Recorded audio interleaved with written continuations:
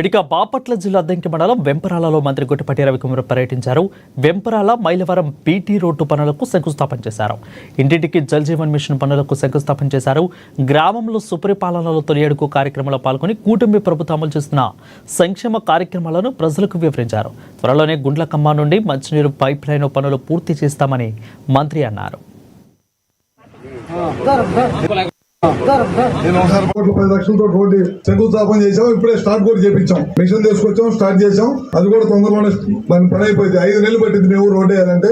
మీరు మాత్రం వేసిన తర్వాత ఈ దమ్ము చక్రాలకు సంబంధించి ట్యూబుల్లాగా వచ్చినాయి, రబ్బర్ ట్యూబులు. అవి వేసుకొని చేస్తే కనుక 10 కాలాల పాటు ఉంటుంది రోడ్డు. లేకపోతే కనుక మళ్ళీ ఇప్పుడు దాదాపు 5 సంవత్సరాల నుంచి ఇబ్బంది పడ్డాం ఈ రోడ్లు. మనం దాదాపు అప్పుడు మనం 2004లో నేను మొదటిసారి ఎమ్మెల్యే మార్టూరుకి అయినప్పుడు వేసాము. తర్వాత ఇప్పుడు వేస్తున్నాం. ఎందుకంటే మనం రోడ్డును కూడా చాలా జాగ్రత్త వాడుకోవాలి. ఎందుకంటే ఇప్పుడు మీది కొప్పరపాడు దగ్గర నుంచి ఆ రోడ్డు కూడా అయిపోయింది. ఈ రౌండ్ రింగ్ కొప్పరపాడు, కొత్తూరు, ఈ ఎలవారిపాలెం ఈ రోడ్డు మొత్తం 10 కోట్ల రూపాయలు శాంక్షన్ అయింది. అది కూడా చేస్తున్నాము. ఇప్పుడు మన కాన్స్టిట్యున్సీకి వచ్చేసరికి ఓన్లీ రోడ్ల మీద మొత్తం ఇప్పుడు నాబార్డులో కానీ లేకపోతే మన ఎన్ఆర్జీఎస్లో కానీ మొత్తం 40,46 లక్షలు ఇప్పుడు అన్ని రోడ్లు కలిపి చేస్తాము. మనం గోవాడ వేసాము, వైద్యనాథ్ చెల్లుపల్లి ఆ రోడ్డు వేసాము. ఇప్పుడు ఈ రోడ్డు మొదలు పెట్టాము. అట్లా అన్ని రోడ్లు వేయించేస్తున్నాము. ఆర్ఎన్బిలో కూడా 20,43 లక్షలు వేసాం. అది కాకుండా అద్దం కాన్స్టిట్యున్సీ మొత్తం మీద కూడా అంతర్గత సీసీ రోడ్లు మీ ఊళ్ళో 30 లక్షలు వేసాం.